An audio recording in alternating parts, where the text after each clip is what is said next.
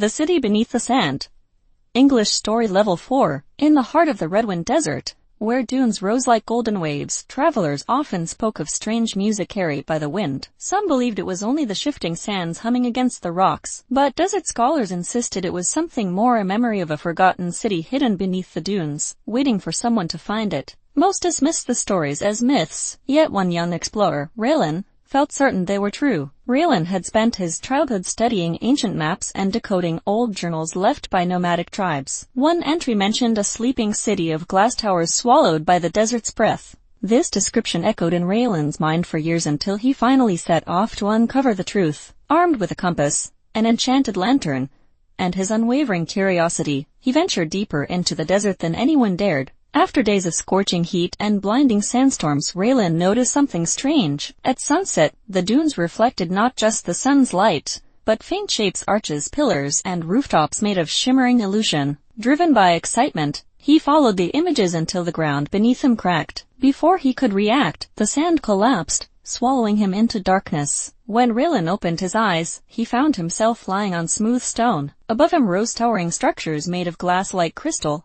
glowing with soft blue light. He had discovered the lost city Lumarith. Its walls were carved with symbols that pulsed like living veins. The air shimmered with gentle music, the very same melodies travelers had heard for centuries. As Raylan explored the silent streets, he noticed that everything was perfectly preserved. It was as if the inhabitants had vanished in an instant, leaving no trace of struggle or decay. At the city's center stood a monumental spire, humming with energy. Drawn by instinct, Raylan entered the spire and found a circular chamber filled with floating crystals. One crystal descended toward him, glowing brighter as he extended his hand. The moment he touched it, visions flooded his mind, images of Lumarith in its prime, a bustling city powered by harmony between humans and the desert's magic. But the vision darkened. A violent storm formed above the city, created not by nature, but by an experiment gone wrong. The city's scholars had attempted to control the desert's music, but the magic was too powerful. To protect the world, they sealed Lumarith beneath the sand, trapping themselves inside. Raylan gasped as the truth settled in. The city wasn't lost, it was imprisoned, and the seal was weakening. If it broke, the ancient storm would be released once more, devastating the desert and all nearby kingdoms. The humming he heard wasn't a call for discovery, it was a warning. Determined to prevent disaster, Raylan searched the chamber for a way to restore the seal. He found an ancient console etched with shifting symbols. With a crystal guiding him, he deciphered the controls. The city trembled as he activated the restoration sequence.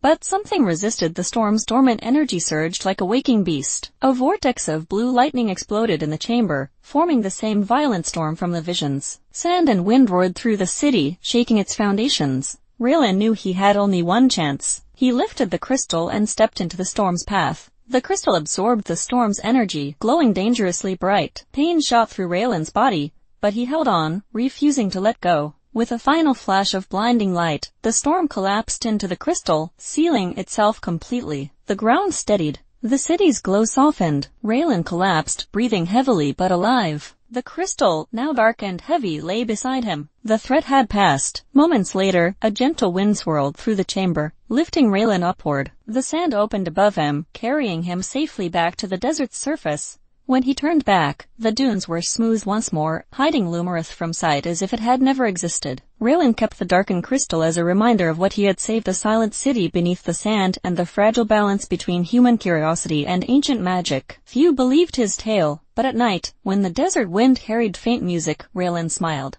He knew the city still slept peacefully beneath the dunes.